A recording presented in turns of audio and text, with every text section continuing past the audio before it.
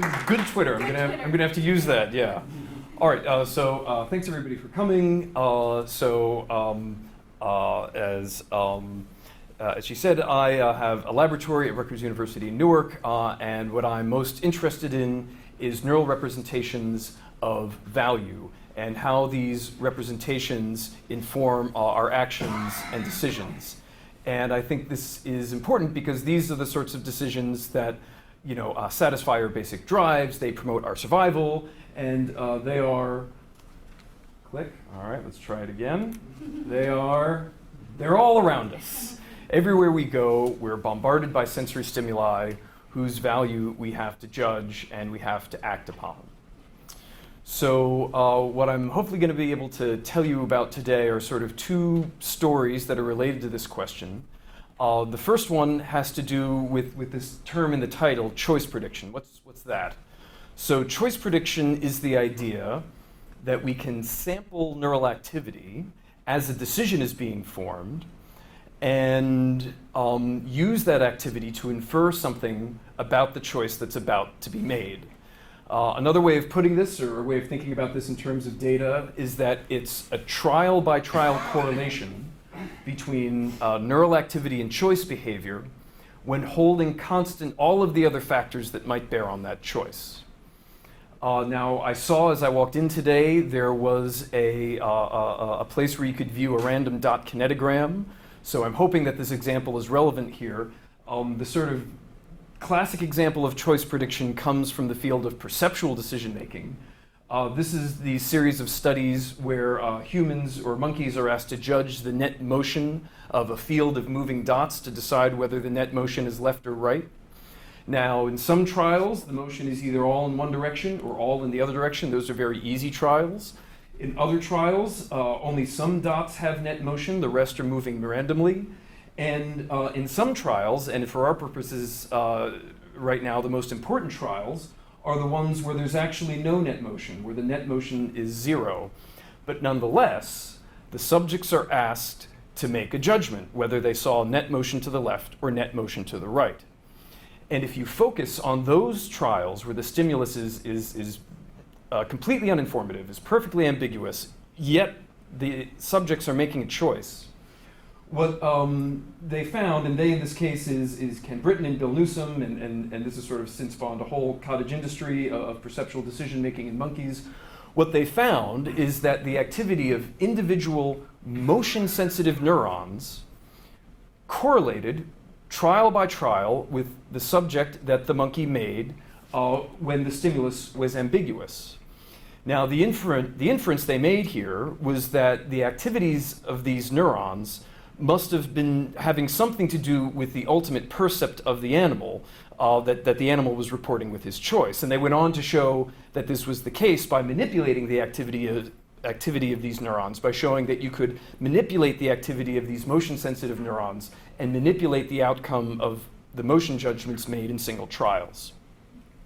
So this is sort of the classic example of choice prediction. This is the sort of thing that we aspire to, and if you're familiar with this literature, then I think half my work is already done. So, but of course I'm not interested in perceptual decisions, I'm interested in value-based decisions. So if it's value-based decisions, well, where are we going to look in the brain? How are we going to tackle this problem? Well, the first place we're going to look is a part of the brain where we expect to find a large fraction of value encoding neurons.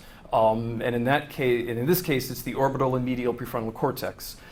You guys are probably familiar with the famous case of Phineas Gage. This is a railway worker who received a traumatic brain injury when this tamping iron was driven through his skull.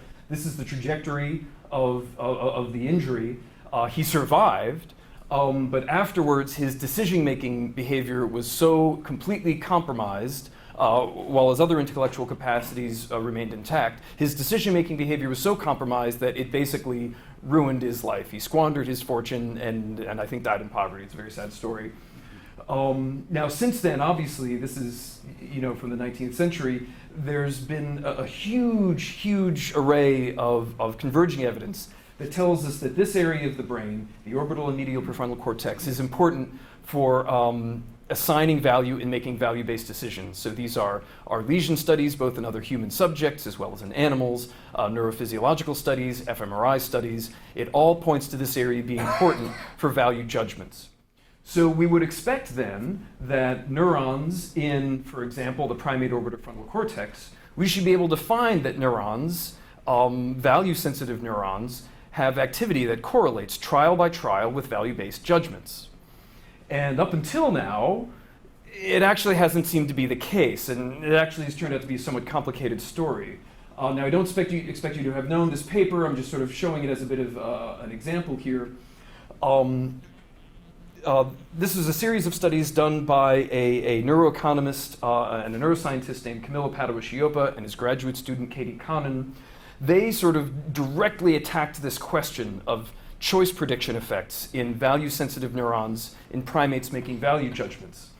And what they found, surprisingly, was that the choice prediction effects that they obtained were so weak as to be practically undetectable. The results were essentially consistent with there being absolutely no choice prediction effect whatsoever.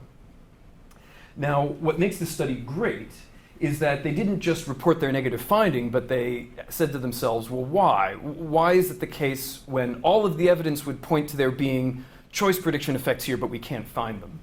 Well, the reason is that single neurons in the orbitofrontal cortex, which is what they were analyzing, turn out to be very noisy. And by noisy, I mean that their value has only very weak correspondence from one trial to the next to the value of a given item that's being offered in any given trial.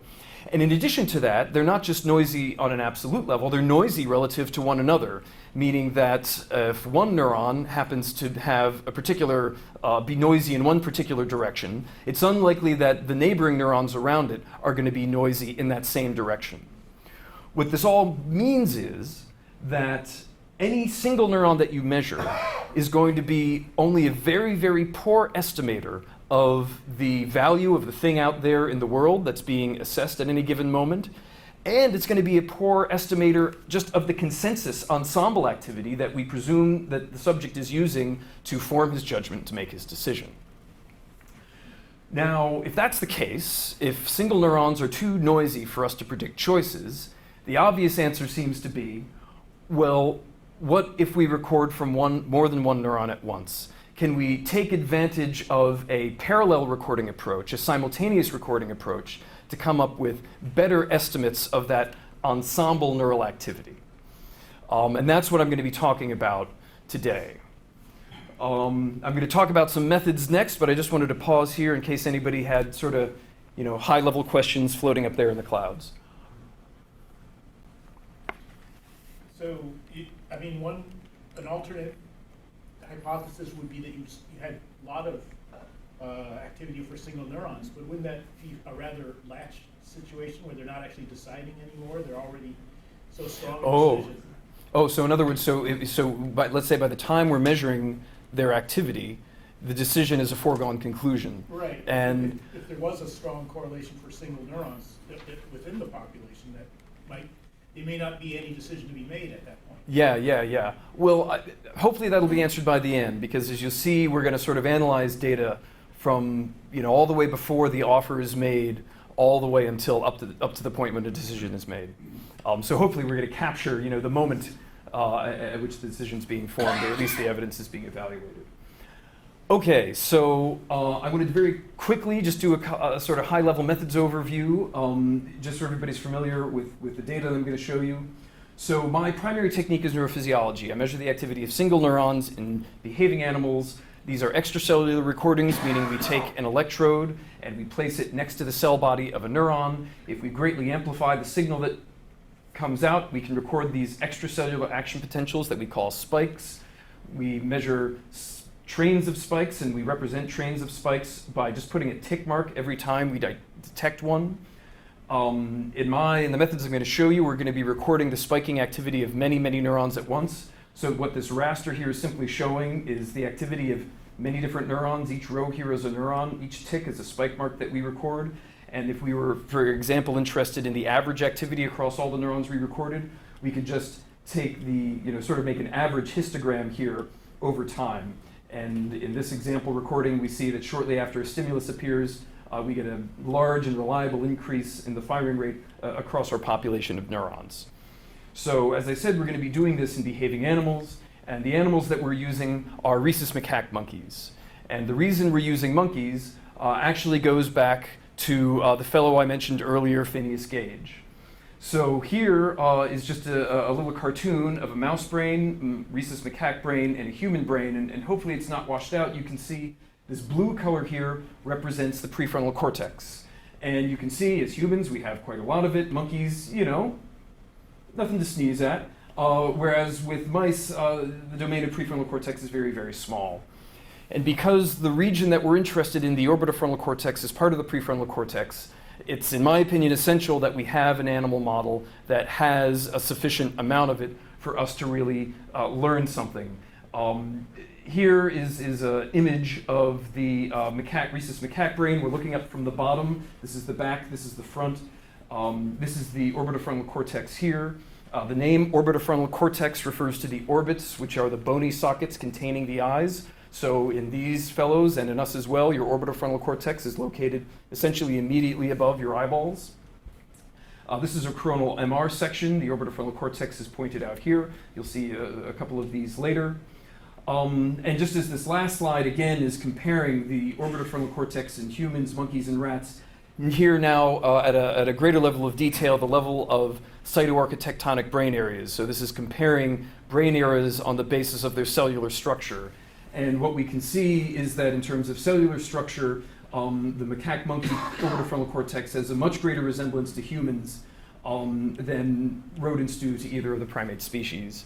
So the reason monkeys are important here is because the brain region that we're studying is one that really only primates have. And if we really want to understand how this area of the brain operates in our brains, and we want to understand that at the cellular level, we're going to have to use a non-human primate animal model. Rodent models, in my opinion, are going to be inadequate for this. Although if we were on Twitter right now, it might suddenly become not nice Twitter because this is, you know, a fraught topic and people feel very strongly about their rodent models. But I'll go hard to the mat and argue that for some things, we need to study a primate brain. We need to study this primate brain to understand this primate brain. All right, the last methodological detail here is that we're going to be using eye tracking in our animals. We're going to be using eye tracking to infer in this case, the stimuli that the animals are attending to from one moment to the next. And I'll explain later how that becomes important for our analysis. Okay, so we're going to be measuring eye movements and single neuron activity in the orbitofrontal cortex of behaving monkeys. Any methods, questions there before we dive in? Okay. All right, so now I would love to take my monkeys to ShopRite and to have them make, take them to the produce aisle and have them make economic decisions. But we can't do that. We have to do something a little more constrained and a little more controlled. So what I'm going to tell you about next is the behavioral paradigm that we use to assess economic decision making in our monkey subjects, and that we're going to be recording neural activity during. So in this task, we have our animals seated in front of a computer monitor. We ask them to hold their eyes in the center of the monitor for a brief period, and at the same time hold their hand down on the center of 3 different response levers: left, right, and center. After they've satisfied this requirement, we then place 2 sets of stimuli to the left and right of their fixation. Now, what these stimuli are is you can think of them as placeholders. They don't inform the monkey about the decision that he has to make. They merely tell him where he can look if he wants to know what's being offered to him. So on a typical trial, the monkey might first choose to look at the stimulus display on the left. And because of essentially the visual clutter and the density of this display, he only gets to perceive what's at each location when he looks at it. So let's say he looks left first. What he'll see there is a little sort of colorful character like this. Now the color and the shape is going to be informative to the monkey. It's going to tell him how much juice reward he could get if he chooses that item. Now, naturally, if you're an optimally performing monkey, you're not going to be satisfied just by looking at one item. You're also going to want to look at the other item as well. You're going to want to look at both so that you know what two things are being offered in this trial. So the important thing to understand here is that we've structured the task so that the monkey really has to make these fixations in order to perform optimally, but we don't tell him where to look. We don't tell him when to move his eyes. We don't tell him when to look at the next item. He's completely free to inspect and deliberate between these items for as long as he wants. When he's ready to choose, he lifts his hand off of that center lever that he's been holding down this whole time. The targets extinguish, and then he has about 500 milliseconds to press the left button or press the right button, which is pretty quick. Now, the decisions that he's making here are between these stimuli that indicate different volumes of juice reward. And the juice reward can range from 1 drop of juice up to 5. Now, you'll see that these two stimuli here, in this example, are both worth 3 drops of juice. And in fact, for every level of value from 1 drop up to 5, there are at least 2 distinct stimuli, that are worth the same amount of juice. Now, why is that important? It's important because it allows us to give the animal choices that range in their difficulty. If we present the animal with a 5 versus a 1 or a 2 versus a 5, that's going to be a very, very easy choice for the animal to make. He's hardly ever going to get that wrong. But if we choose any 2 stimuli that are physically different but are worth the same amount of juice, that's going to be a difficult choice. He should be indifferent for those, and in fact, he is. So this is behavioral data from 2 monkeys that have performed about 10,000 trials. This is a classic sort of value metric choice performance curve. Maybe you're familiar with this. On the x-axis here, we're showing the difference in value between the stimuli, left value minus right. And on the y-axis, we're showing the probability that he chooses the item on the left. So sort of very naturally, over here, when the item on the left is worth 4 drops more than the item on the right, he's almost always choosing the item on the left. Likewise, when the thing on the right is more valuable, he's almost always choosing the thing on the right. And most importantly, when the 2 items are of equivalent value, the animals are indifferent. So you're talking about the difficulty of the choice with respect to the difference in value. But what about the difference in shape between the 2 items? Yeah. Are they all equally confusable? So, I haven't done like, sort of a psychometric, choice curve on these guys. But, by the time we get to this stage, they are familiar with the library of shapes that we use to construct these stimulus sets. And in fact, let's say I just chose this set and trained a single animal on it for 1,000 trials, the animal would be perfect. You would, in these ones here, where it's a difference in 1, he'd never get those wrong. So, based upon their behavior, I would say that when we get to the point here, they're not having any trouble distinguishing the colors or distinguishing the shapes, that it's not a perceptual decision. There's a kind of a ceiling effect, but separate questions, along the same lines, though. Even if you put shape aside, which is hard to quantify, what about shape differences versus color differences? Yeah. So do they weight one more than the other? Well, I would just imagine it's easier to spot color differences under time-pressed conditions. Yeah. So I'll let's see. Do I want to show that slide? I'll skip that slide for now. So what I will tell you is that the color is informative to the animals and the shape, and the color and shape actually are 2 separate features that we ask the animal to weight equally. And if we find that there's an animal that, let's say, seems to overweight colors or underweight shapes, we adjust the luminance and the saturation of the stimuli to even that out. It's never perfect. We don't need it to be really perfect.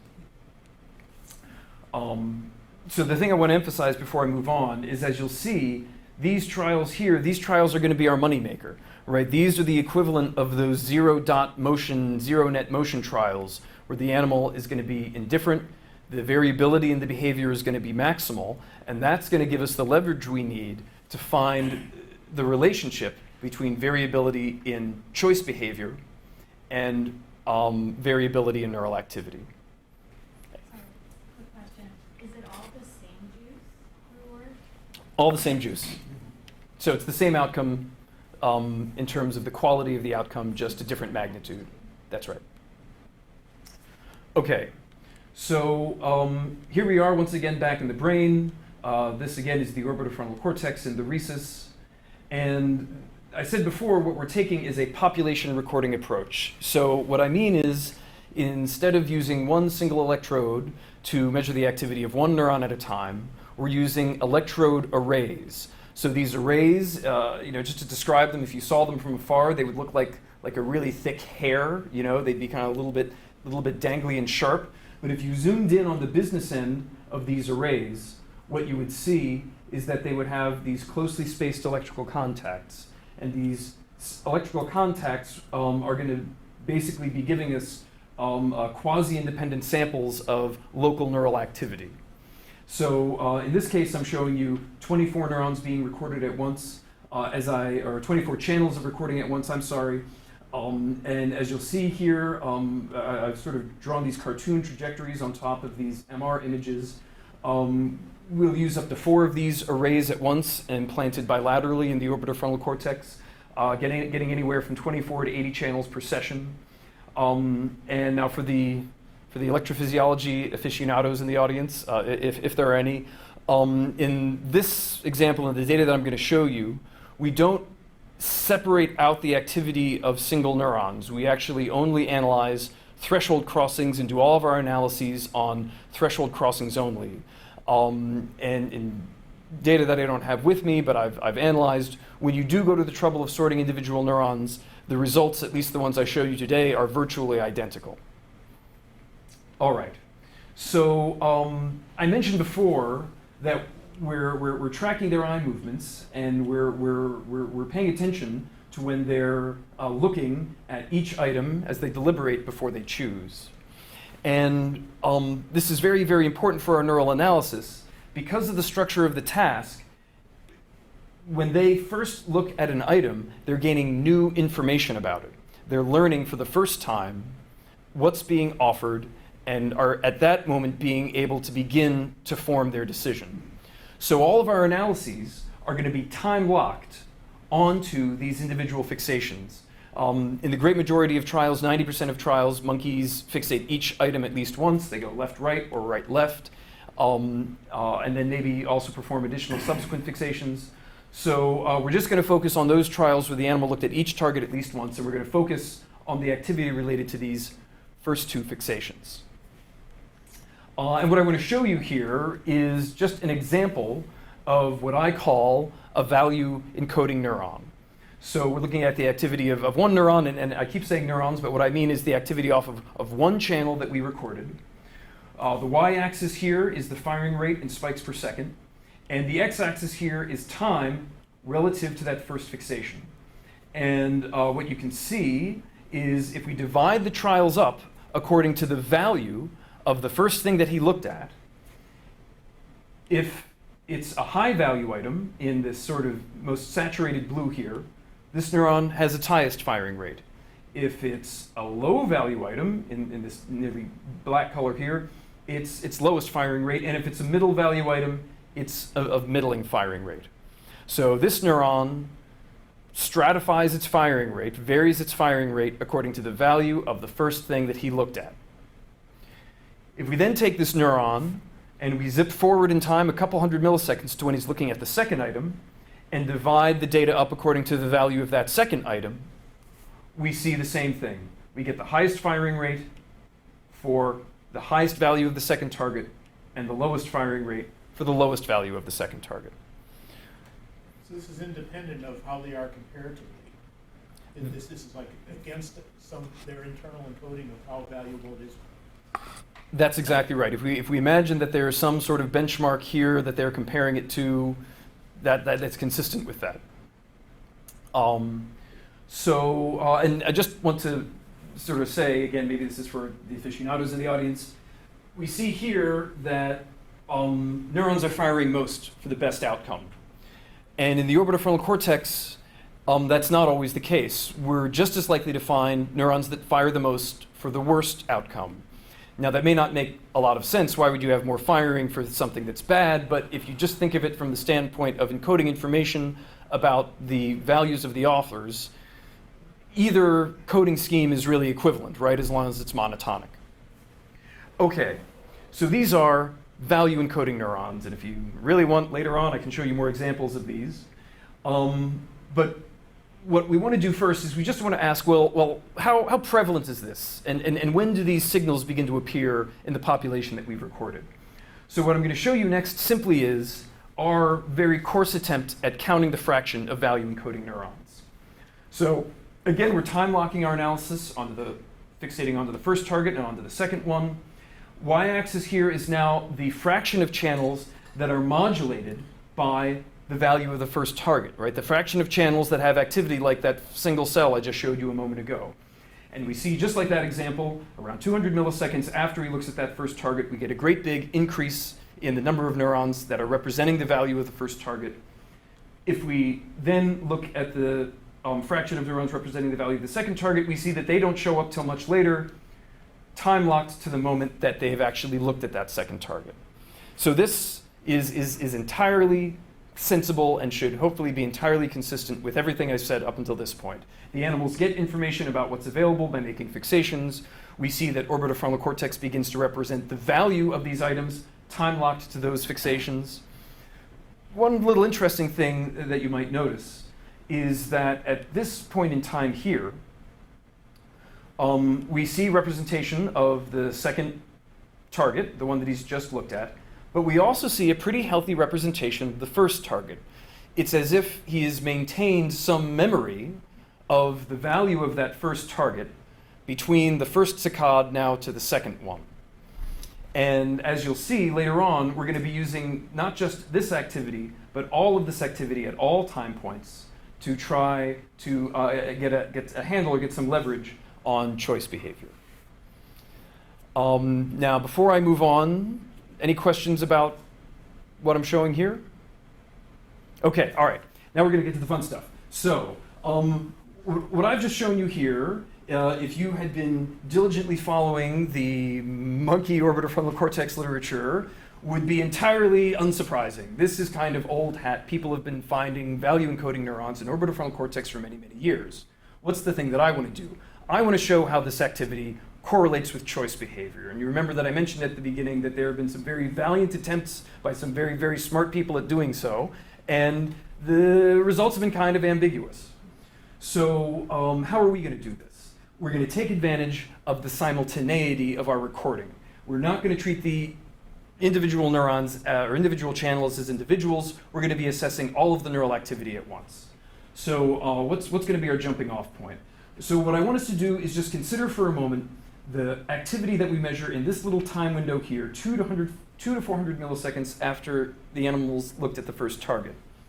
At this point in time, we get a very strong and nearly exclusive representation of that first target value and virtually no representation of that second target value.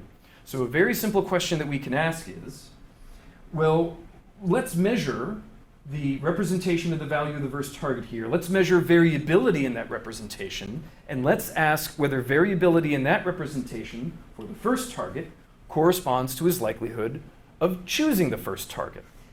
So how are we going to do that? So we're going to basically use a very simple form of linear encoder and decoder, and the way it works is this. So in every trial, we know the value of the first thing that he looked at. And we also know the spikes that we recorded on all of the channels we happen to be recording. I'm showing you 3 channels here, but remember in some cases we have up to 80 channels all the way off the end of the board. And we have that over many, many trials. So what we're going to do is fit this linear model, where the dependent variable is the value of the thing that he looked at, and the independent variable, the regressors, the features, if you will, are going to be the firing rates on all of the channels. Now, when we fit this, we're going to obtain for each channel a weight, a beta value. And you can think of this weight, or what this weight is going to be, is it's going to be non-zero for the channels that strongly modulate their activity according to value, like the example I showed you, and they're going to be 0 for the channels that aren't modulated by value. We're going to fit this model in one half of the data. Then in the second half of the data, in a held-out set of test trials, we're going to take the spike counts and we're going to obtain the weighted sum on every trial. We're going to multiply the spike count on every channel by its respective weight. We're going to sum it together, and we're going to get this quantity here, y hat, this estimate. So this is just simply linear regression and prediction. And you can think of these predictions here as being something like decoded value, right? So this is the weighted sum of spike counts that are available to us on all of the channels on every trial. And by taking the weighted sum of spike counts, what we're going to be obtaining here is, is basically going to be an estimate of the value of the item that he looked at in that trial on the basis of neural activity. We're going to be asking the OFC, how much do you think that item was worth? And that's what's going to be reported here. So what I'm going to show you next is this estimate here, this decoded value for a single session. And that's what I'm showing you here on our y-axis. It takes the original units from the linear regression, so it's going to be in decoded drops of juice. Each little blue dot here is a single trial. And what I've done is I've grouped the trials according to the actual drops of juice that were offered in that trial. And remember, when we did these estimates here, we didn't have this available to us. We only made these estimates on the basis of the neural activity. Now, the first thing you'll see is if you just look at the average of these clusters, is that they go up. And that's good. What that's telling us is that the neurons we recorded have some variability that's related to target value, and when we take their weighted sum, we get a number that on average goes up. So that's good. It means our encoder and decoder is working. Much more important, though, than the average behavior is the trial-by-trial variability, right? If we just consider this group of trials here, with where all of the targets were worth 3 drops of juice, on this trial, the decoded value is much, much higher than on this trial. And that's for every possible grouping. We get a big, big spread in decoded value. Now, because of the nature of this method, we expect some spread here. We have a finite number of channels in this finite number of trials, so we expect there to be some noise. The question is this noise really just, estimation noise in our model, or does it correspond to the subjective value that the monkey is attaching to this stimulus on this trial versus that stimulus on that trial? Now, if that's the case, then we should see that the variability here should correspond to his behavior. So if we just normalize now, what we obtain is a measure of how much more or less the decoded value was given to what we would have expected based upon the value of the thing he actually looked at. So what I'm going to show you next here is I'm going to be taking this little graph and I'm just going to be chopping it up into 3 parts: high decoded value, middle decoded value, and low decoded value. And high decoded value is in red, low decoded value is in blue, and what I've put on the y-axis here is the probability that the monkey chooses the first target in those trials. Remember, this is the value signal for the first thing that he looked at, and we want to ask, does it correspond to his likelihood of choosing that first thing? And we see when the decoded value for the first thing was higher than average, he's more likely to choose the first thing. When it's lower than average, he's less likely to choose the first thing. So what we found here is a trial-by-trial correlation between the population-derived estimate of the object value and the choice he made on any given trial. Now, we can quantify this with a logistic regression, and that can actually help us quantify the degree to which this decoded value in the orbitofrontal cortex explains variance in choice. For some of you old school neuroeconomists out there, we can also do this with an ROC analysis. ROC analysis, what we do is we take our decoded value signal and we split it up into 2 distributions. The distributions where he chose the first thing and the distribution where he chose the other thing. And we see, these are the medians here, we see that the first distribution on top is shifted a little bit to the right, relative to the distribution on the bottom. And we can quantify the shift with an ROC curve. For this session, the ROC is about 0.604. And for all of the sessions we recorded, we got a mean ROC of about 0.54. Can I just confirm something? So you're looking just at the first one, so you don't have the memory That's right. as an issue here. That's right. Complicate the analysis. That's right. That's exactly right. All right. So for those of you who do ROC, 0.54 isn't great, but it's a lot better than anyone's been able to do this far. And you'll remember I said before that the previous attempts were all done on single neurons. So what I actually did was I went back and I said, well, what if I just treat my data like it's single neuron data, as if I recorded each channel individually? And when we do that, we get an ROC estimate that's very, very close to those sort of historical estimates from Conan and Padua-Chioppa. So it really seems to be the case that by taking this sort of consensus value signal, this population value signal, we're able to, for lack of a better term, average out a lot of the noise that you run into when you do this on the single neuron basis. So in your class of regression, you were predicting the value, but have you done that with predicting the choice? Yes, I'll get to that in just a little bit. Okay, so just zooming out here, and these are like two absolutely perfect questions. I've only showed you this for one time point. But of course, what about through the entire time course of the trial? So what we're simply going to do is we're going to repeat this analysis, but we're going to do it for every single time window here, every 200 millisecond window, I think in like 225 millisecond increments. Now you raise the question of, what do you do at this time point here when you've got the representation of two things at once? You've got representing the value of the first thing and representing the value of the second thing.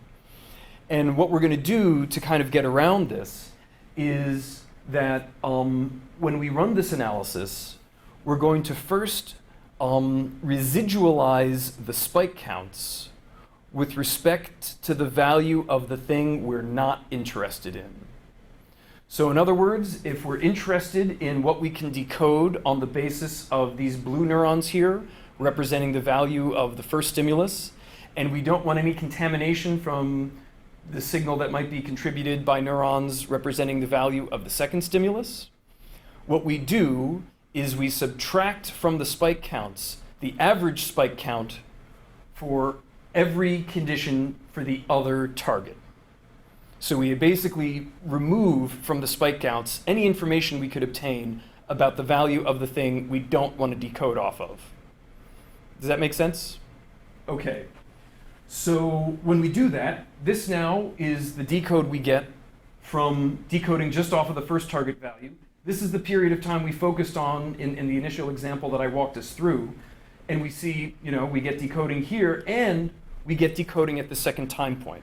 So those neurons that seem to be maintaining a short-term memory of the value of the first stimulus that he looked at while he's looking at the second one, we can use these neurons to infer his choice intent just as well as we could at the earlier time point. If we decode off the neurons encoding the second target value, we see very nicely, we see no decoding from these neurons at the early time point, and that's good because there shouldn't be any of these. And we only see it at the second time point. And the sign is opposite here, just as a convention. The idea here is as we decode a higher subjective value for the second target, the animal's more likely to choose the first. So don't be freaked out by the ROC that's under 0.5. Now, Anna, to get to your question, we could imagine Camillo Padua-Chioppa's chosen juice cells. So these would be cells that don't encode value, but what they simply encode is what choice did he make, just kind of like in a binary fashion. Neurons that'll fire high when he chooses the first one, low when he chooses the second one, irregardless of the value of the items he's choosing between. So we can look for these too by conditioning our model on choice. And when we do that, we get some modest decode there as well. So independent of the value that's being represented, we can also find neurons that seem to represent the choice. Interestingly enough, they only show up a little bit later. not at this first time point. So, just to summarize this part of the talk, we record from populations of OFC neurons during the simple economic choice task and do sort of classic decoding analyses or classic choice prediction analyses on these decoded value signals. And what that allows us to do is find a choice prediction signal, but actually two varieties of choice prediction. One that seems to be on the basis of neurons that encode value, and others that seem to be on the basis of neurons that encode choice in and of itself. So anticipating that I was running long, I was going to put acknowledgments here, but I actually have a second part of the talk. I have some bonus material. So we bought the DVD, we get the bonus material. So I'll pause here to take questions on this part. So one question I have is, within the brain area segregation of the choices, right now, it's the way you put this up is like some cells associated with the first choice and some with the second. Yeah, first item and second item, yeah. Irrespective of what side that choice is on. Yeah. And I'm wondering if that's, if there's other ways it might be being organized. Right. So if you switch the response Oh. switches, whether that would change So how no- they're segregated. So in other words, do you mean asking the monkey if he wants the thing on the right, he's got to go like that? Right, I mean, that's Or- intrinsically hard. Yeah. But what I'm saying is, I'm Yeah. wondering if there's some other, how the things are organized and how it segregates one choice from the other choice within this set of cells. That's a really great question. So classically, in this part of the brain, it doesn't seem to be strongly lateralized. So it's not like we're recording in visual cortex or motor cortex where there's strong laterality for one hemifield or for one side of the body. Now, I'm still assuming there's some representation of what side is associated with which choice. so my guess would be that it's going to be a small fraction of neurons, probably far smaller than the value coding ones. And I'd be curious about whether you could find something like left choice preferring neurons and whether you could decode off of them. I mean, I'd be curious whether you could decode anything off of them. My presumption, and I'm happy to be wrong on this, is that you could find some neurons, but that you couldn't decode much from them. If I ask a question about monkey models versus rat models? Yeah. It's something I don't know. Oh, all day. Yeah. The general question here about values seems like a neural mechanism that all mammals, maybe all animals, probably Totally. share. So it's kind of odd that this is done in prefrontal cortex. Yeah. Rats don't have very much prefrontal cortex. Are they doing the same neural? Yeah. And does it share an evolutionary history or not? Yeah, so this is I think one of the hard things about neuroeconomics, and I should have I probably should have introduced this in a little more circumspect way.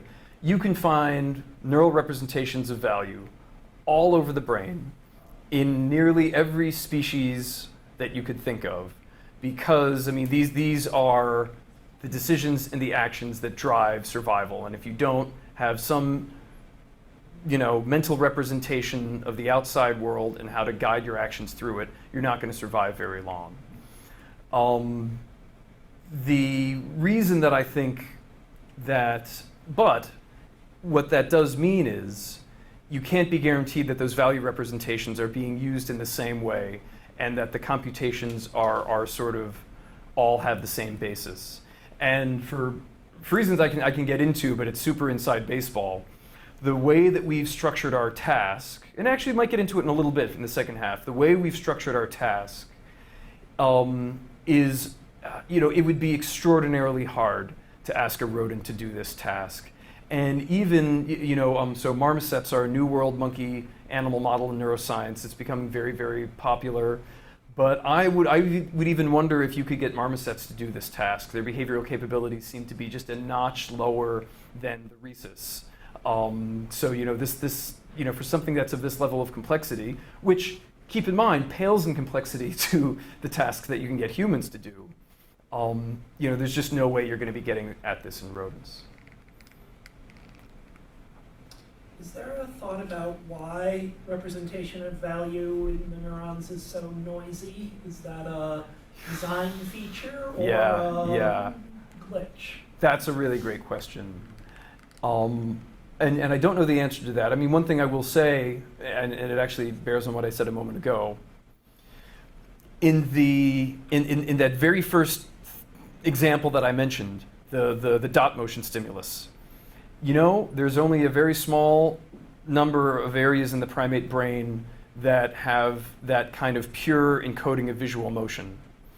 And that signal is very highly concentrated among, a few million neurons, which sounds like a lot, but is not a lot in comparison to the whole brain. In our brain, and in monkeys' brains as well, vast swaths of the prefrontal cortex contain value-sensitive neurons. So it could just be a matter of, if you're able to average over a very, very large number of noisy signals, then they can be noisy, they can be sloppy. But I don't know. I don't know whether that's a feature or a bug. It's a great question. And one other thing, did you ever do 5 drops versus 5 drops, or was it only 3 drops versus 3? Yeah, great question. So all of these analyses here come from conditions where it's either 1 versus 1, 2 versus 2, 3 versus 3, 4 versus 4, or 5 versus 5. And in addition, and you may have noticed, there was also a good deal of variability in the trials where the items differed by 1. So we used those conditions as well. So it wasn't just 3 on 3, it was anytime there was a value difference of 0 or 1. That would seem like the logic could be different for the monkey. If you first look is 3, then it's worth looking to the other one to see if that's higher or lower. Right. If the first one's a 5 or a 1, yes, they wouldn't have to look at the other one. That's right. Well, if so one trick is, 5. Yeah. In a perfect world, there would be, much less ambiguity. There would be more uncertainty about what the other thing could be. But even then, I say, these animals, they're just like us. They're curious. They want to know information. I would say on half of the trials where they look at the first item and the first item is a 5, right? I mean, they should know that 5 is as good as it's going to get. But even on half of the trials, they'll choose it. But on the other half, they'll go look at the other one. So, call it curiosity, or whether it's just sort of a natural visuomotor tendency to look at everything that's on the screen, they do it. All right, so you've been waiting very patiently. Yeah, I was wondering about your recording arrays. You have like tens of contacts. I was wondering what is the average number of neurons that you have per contact? And Yeah. compare that with maybe macro electrodes. Yeah. So, I think the difference between them, the way to think about them is it's a quantity-quality trade-off. So if you have just a single microelectrode with a high impedance, you can dial that guy in, cozy him right up next to a big old pyramidal cell. You'll get this big, enormous waveform that you can hear down the hallway when you pipe it through your audio monitor. And that's a single cell, and it's rock solid. With these arrays, you'll get maybe 1, maybe 2 of those in a day, and you'll get a lot of other signals that are decent, and then a whole bunch of signals that are pretty crappy. Now, the technology for automated sorting of spikes and sorting of units has gotten really pretty good lately. So you can take this sort of messy array signal and you can carve out from it a pretty reasonable set of independent units, or at least you can look at a subset of those and say, yeah, these are good single units, and you can identify the ones that seem to contain multi-unit activity. Although I tell you that the crazy thing is, it doesn't seem to matter for an analysis like this. And what seems to be the case is that and this is going really off the rails, I don't know if anybody's interested in this, what seems to be the case is that any single neuron, you can think of it as expressing a mixture or a superposition of different kinds of signals that are relevant to the animal. And that these mixtures are pretty much random from one neuron to the next. So if any single neuron is a random mixture of task-relevant signals, then any two neurons are also a random mixture of tasks. So if you have enough neurons, and you can just get enough of a sampling of the underlying signals that are there, it doesn't matter whether you've maybe mixed up some of the spikes for some of the units versus the others. All right, that's way inside baseball. Okay, okay, one more, and then I want to maybe move on to the last part. Okay, so you might ask why we designed the task in this way. You know, I said before that this task is one that's pretty hard. It's takes the monkeys a while to learn. There are easier ways of doing this, even in monkeys, although nothing's easy in monkeys. Why did we do it this way?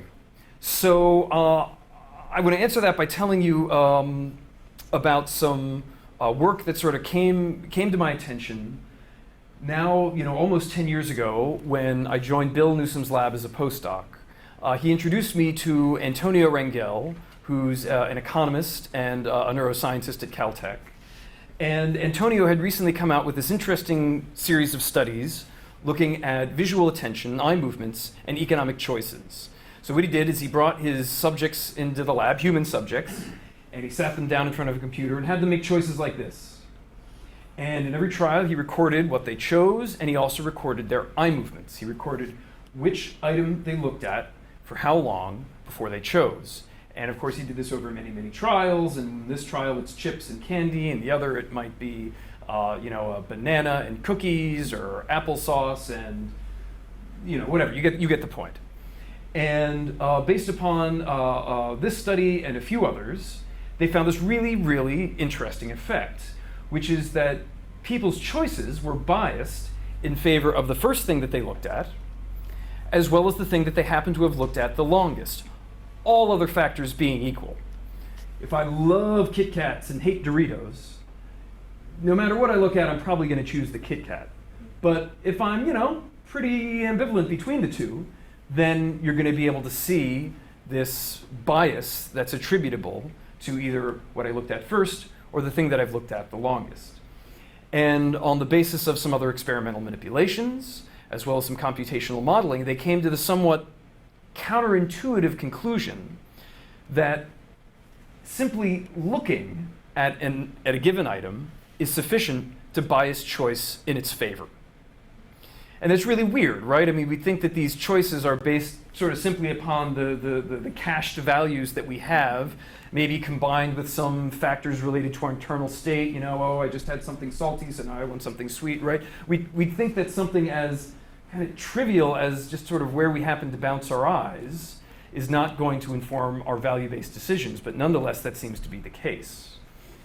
This turns out to be a really robust effect, so you can see it in simple subjective preference, you can see it in multi-alternative choice, perceptual decisions, moral decision-making, and this is my favorite study here. You can even see it in the studies of real people, real consumers in a grocery store paying real money for real items at the checkout. So this was really sort of...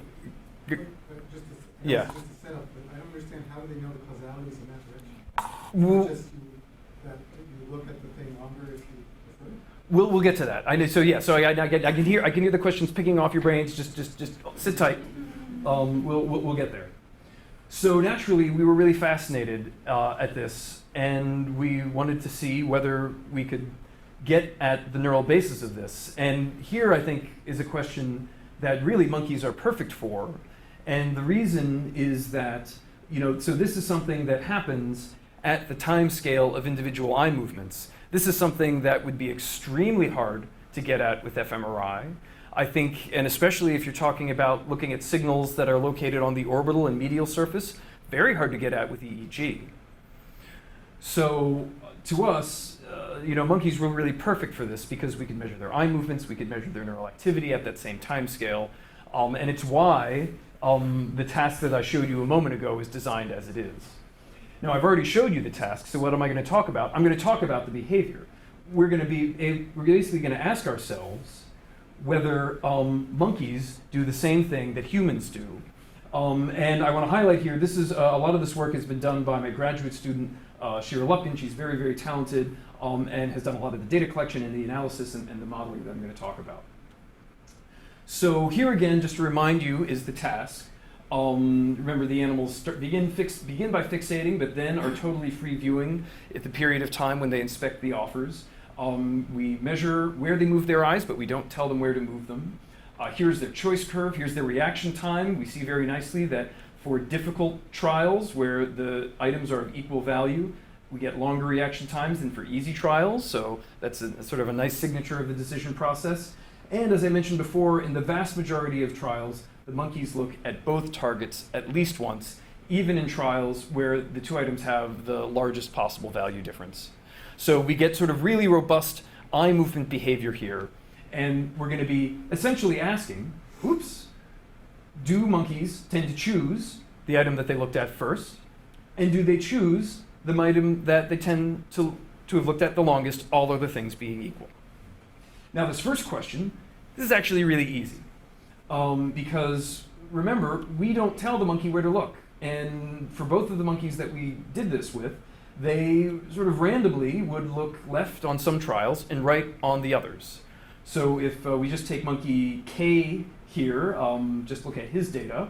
If we just take all of his choices and we split them up according to whether he looked left first in blue or right first in red, we see that when he looked left first, we get a higher probability of making a leftward choice. Now, you could say to yourself, well, this is just a correlation, and how do we know the direction of causality here? This is actually very complicated.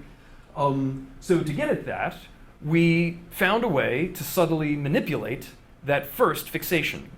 And the way we did it is by playing a little trick with gaze contingent programming of our display. So in some sessions, in a random subset of trials, instead of showing both of these placeholders here, we would only show one. Now, when we did that, the monkey was almost inevitably going to begin moving his eyes towards the single item that was on the display. And when he did this, we basically detected the moment that the eyes departed from their fixation position. And as soon as we detected that his eyes were moving, we painted the other target up on the other side of the screen, so that by the time the eyes landed on the target he was headed for, the other one's available to them, and he can complete his trial completely normally. So when we do that, now here what we're looking at is we're dividing the trials up according to the manipulated first fixation. We see that it's basically nearly identical to the graph I showed you before. More likely to choose the left when they looked left first, more likely to choose right when they looked right first. But in this instance, because we manipulated that first fixation, we can say that simply looking first at the item on the left seemed to be sufficient to induce a bias for the leftward choice. Now, for the second thing we're interested in, which is the effective fixation duration, this starts off pretty easy. So remember, in any given trial, the monkey is going to spend some time looking at one target or the other, looking back and forth. We can simply just total up the amount of time that they looked at the item on the left versus the item on the right. And we can divide the trials into the ones where the time advantage for the left item was greater by a lot, greater by a little, neutral, so equal time spent left and right, or greater time advantage for the right. And we can plot that as, a function, or we can plot that according to the probability that the monkey chooses the item on the left. And we see that the more time he spends looking at the left, the more likely he is to choose the item on the left. Now here is where the question, again, is picking off the top of your head. Well, how do we know the direction of causality here? How do we know that the monkey just doesn't look longer at the things that are high value, and he chooses things, of course, that are high value, so there's going to be a correlation between them? So the way we address that is, let's just imagine a single trial type. A single trial type with this item on the left and that item on the right. And as it turns out, if we look at our data set, there are 66 possible combinations of trial types, or 66 possible trial types. We can compute a measure of this time advantage and its effect on choice just within that trial type, right? So we can hold constant the value of the stimuli, and we can still compute a effective fixation advantage. Once we make that adjustment and then average everything back together, we still see the same effect. Now you see that the magnitude of the effect, and by that I mean the span between the topmost bar here and the bottommost bar here, you'll see that the magnitude of that effect is smaller, but it's still non-zero.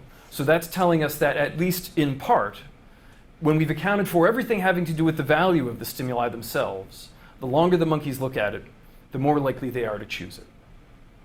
Now this is really exciting to us because it means we've been able to come up with a pretty strong replication of what happened in the human data. And what that gives us hope for is that when we start looking for the neural mechanisms of this bias, we're hopefully going to be identifying things that are really going to be directly relevant and directly comparable to humans. Now, for the last little bit, I want to highlight, I think what I've found to be, the best, the greatest contribution that Shira, my graduate student, has made to this project.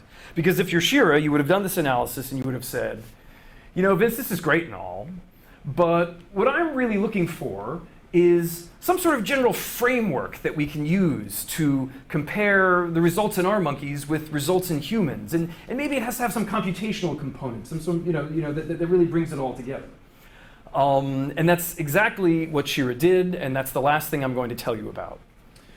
So can I just get a quick show of hands? Drift diffusion models? Yes?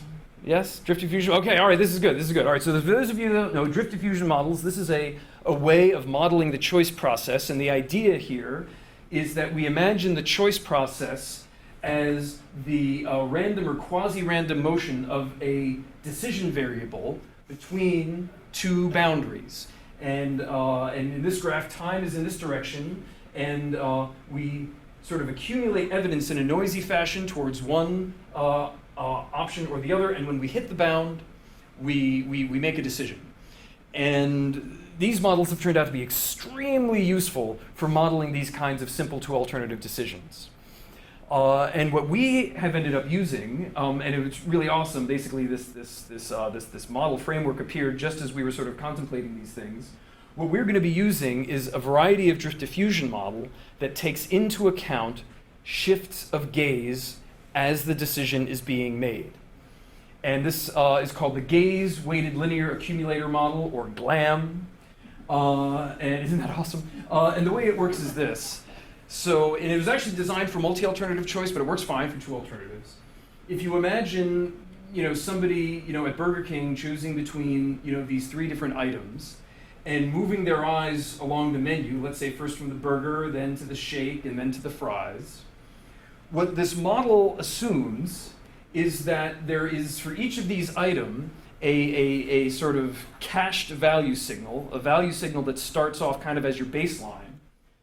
But as you move your eyes from one item to another, you temporarily increase the value of the thing that you're looking at and suppress the value of the thing that you're not looking at. And as the eyes move, the thing that's being enhanced or suppressed changes from one to the next.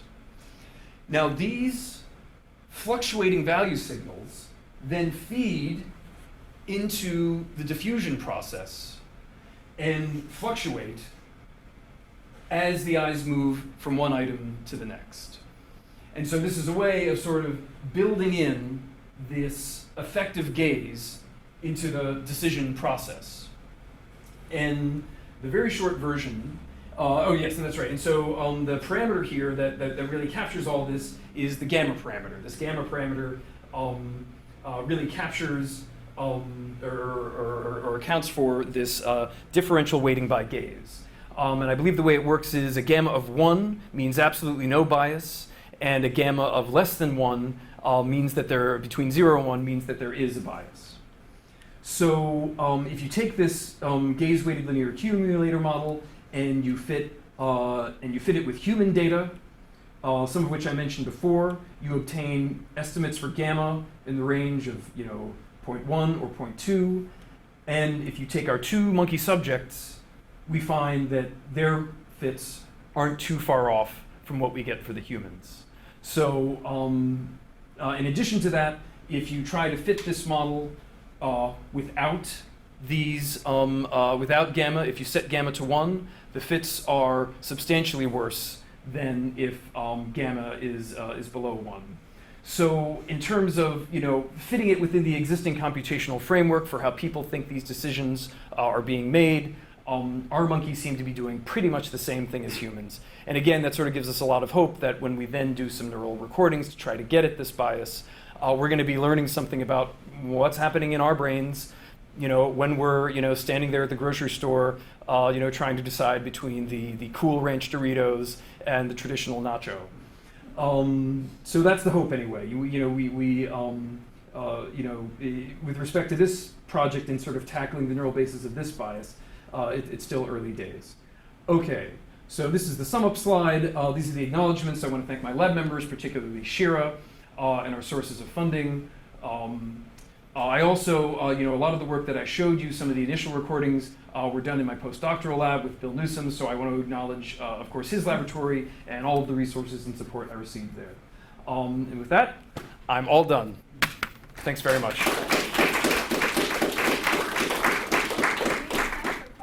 Yeah, let's do it. I have a couple of questions. Just did you, on the last thing with controlling for value and Yeah. so you're also in a position to control for representative value.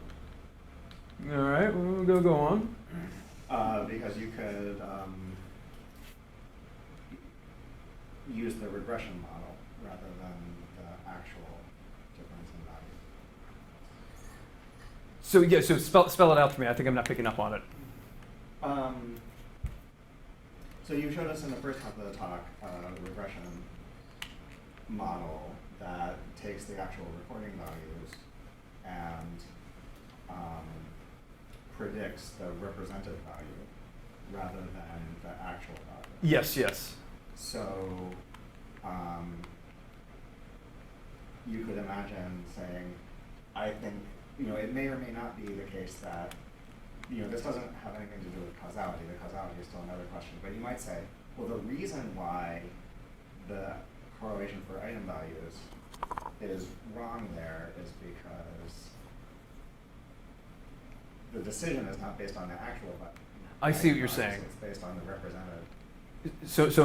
So in other words, if the name of the game were to predict choice behavior, I could sort of take everything into account. I could look at what he looked at first and what he looked at the longest, and then I could feed into that, presuming it's independent, the neurally decoded signal, and use all of that to predict choice at yet higher levels than you could with any one of those alone. Is that the idea? Or compare fixation time to represented values or something like that. I see what you're getting at. So in other words, is what's being represented in the OFC, is that somehow feeding into what he does with his fixations? Is that the idea? I mean,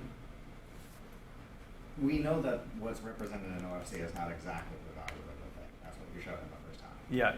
And in some sense, we also know that from the fact that fixation time matters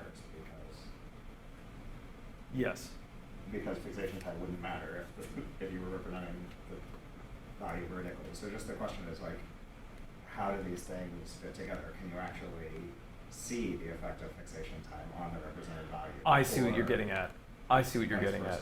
So in other words, if he's looked longer at it, if fixation 1 is 100 milliseconds long, does the value signal I obtain, is it different than if it's 200 or 300 milliseconds long?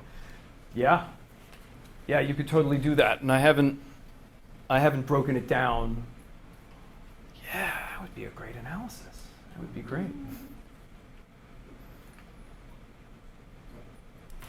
So also going back to the first half of the talk. So, I mean, you're asking the subjects the monkeys to choose one or the other, which they're going to look at in a particular order. The basic decision theory in that situation is pretty complicated, and I wonder if you could explore it in more depth in future experiments. So, like, you know, in other words, if you see the first item and it has a certain value, the question of whether you should choose it, Yeah. or look at the other one, depends in a complicated way on the marginal probability of the second one being better than the first one, which depends on the overall distribution of value. Yep. Now, at the point that your monkeys start, they are well trained in the overall distribution of value. Very well trained. Right, so they know that there are 5 possibilities and they're all equally probable. But what if it were a more elaborate situation where Yeah. there were 20 possibilities and there's some distribution? So then you could make a prediction about what they ought to do on the basis of what the first one is, which is, you know, the probability Yeah. calculus there is a little complicated, but I wonder if you could correlate that with the neural data. It would be, I know, a much more elaborate experiment. Yeah, and I think the idea here would be, and it's interesting, I've gotten sort of variants on this question before. Like when they're looking at that first item, are they actually making some sort of comparison, but some comparison to, you know, the prior? And you know, if the monkey just got, you know, in the past 3 trials just got, you know, 3 or 4 really big fat rewards, is that going to shift his prior a little bit, you know, when it shouldn't? Yeah, that's a really, really interesting But question. there's a generalization of Mark's question before. You know, if you see a 1, then you know you should go to the other one. If you see a 5, you should stay. But it's a more general problem. Right. You know, if you see a 2, that's some evidence that you should switch, but it's not as strong as if you see a 1. You're just trying to generalize it. Yeah. I mean, your question, your comment was about the gambler's fallacy. Whether you think that Yes. That's even a twist on Mike's question. I'm just saying, like, are they doing something optimal? And can you correlate the you know, subjective value of the decision in the context of the whole decision-making process to the neural data? I mean, there's all kinds of twists.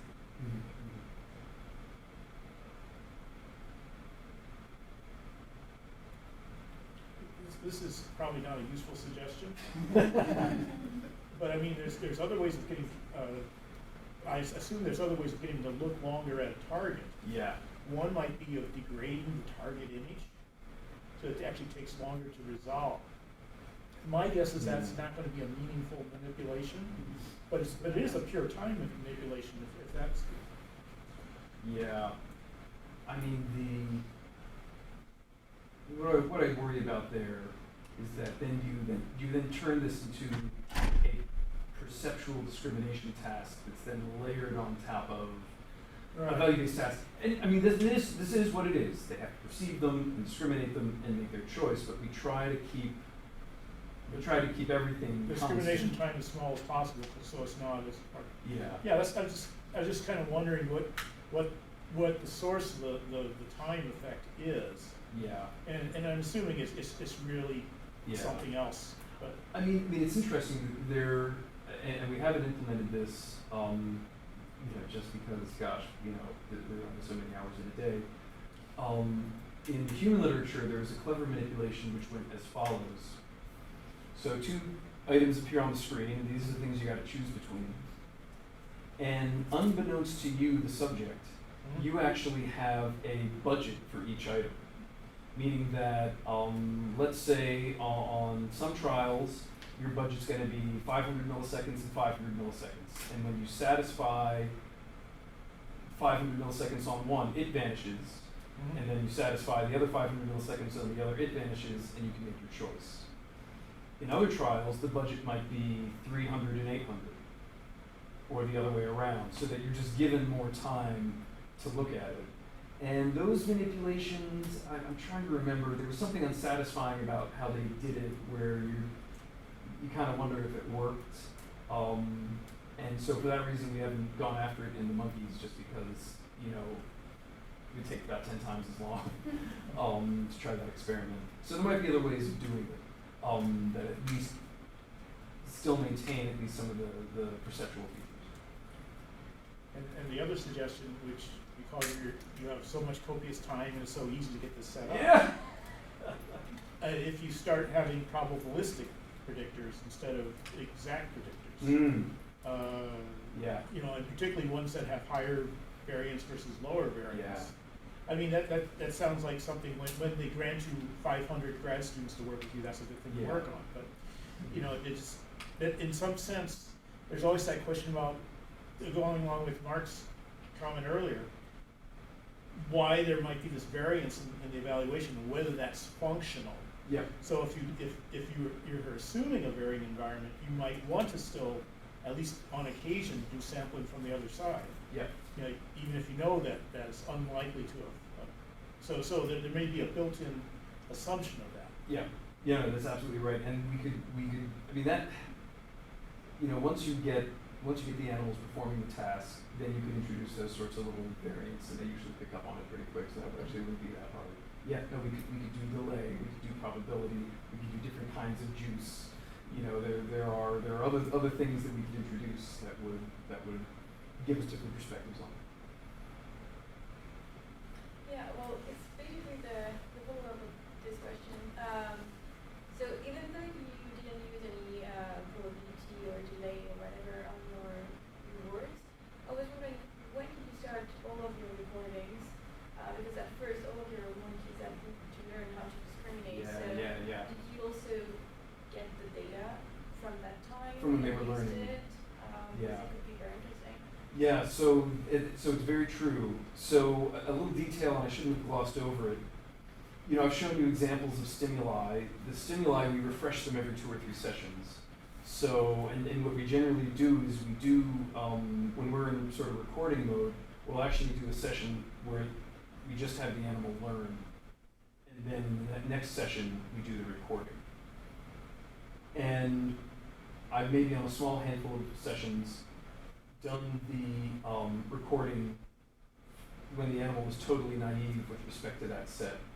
So that's a really great question. And you know, what we want to look at in that instance is, you know, does the learning generalize? So if the animal chooses a red stimulus and gets a high reward, does he then place a greater value in the next stimulus he sees that's red but not the one that he saw before? And is that reflected in neural activity? So yeah, that would be a great question. You could probably have also a lot of bias on the value of the first one, and you probably be looking at the second one because Yeah. you're still learning. Yes. Yeah, and also, you know, just like us, they hate uncertainty, and if there's a stimulus for which their valuation is uncertain because it's early on, you know, they might spend more time looking at it. You know, that might be an interesting way of getting them to look more at things. Do they know what the training sessions are versus the test sessions? It's all just a session Right. from This their is- perspective. So all of a sudden, this thing that they had down really well, and you give them something else and nothing's acting right. Yeah. So as opposed to being naive, which you only get one shot at. Yeah, More I or see what less. you're saying. Yeah, I mean, we could do a principal. Because what we do is, you know, we have a library of shapes that we use, and then we select random points on a color wheel for every used set, and the animal will know that he's getting a new set because they'll see shapes that he didn't see the day before. If we wanted to be, you know, like tricksy, we could, let's say in the middle of a session, or maybe from one day to the next, keep the same set of stimuli, but scramble the features, so that he's got to really unlearn the set that he most recently had and relearn. That would be a more direct way of studying that. So when you're doing less decision and more the learning process, learning. which is still which is really interesting. Absolutely, yeah, right. I mean, in either case, the animal's performing sensory to value transformation, and we would see that maybe in a more explicit way, or we would see that develop over time rather than being more static, which is the case for the recordings we have so far. Can you describe a little bit what was the representational scheme in NWK, and how many of the channels were value sensitive? And Yeah, I'll go pull that guy up again. Ba-ba-ba. Okay, nothing embarrassing. Good. No. All right.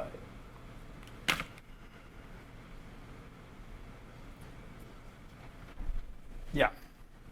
So this is a real quick and dirty way of analyzing this.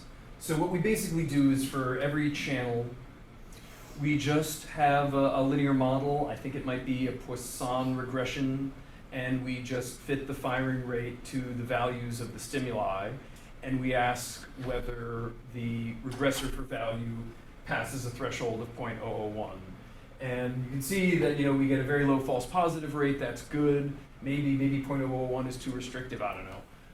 This is a bit quick and dirty, and we get about maybe 10% of the channels with significant activity.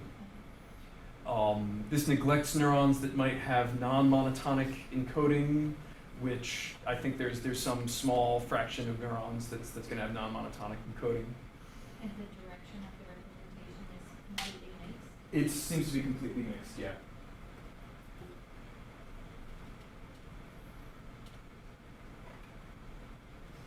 All right. Confusing for fMRI. Oh, I have thoughts on fMRI. We're meeting later, right? Yeah, we can spend time. We can totally wrap on fMRI. Because yeah. Okay, well, please join us for coffee and cookies in A139. Thank you, Vince. All right, thanks.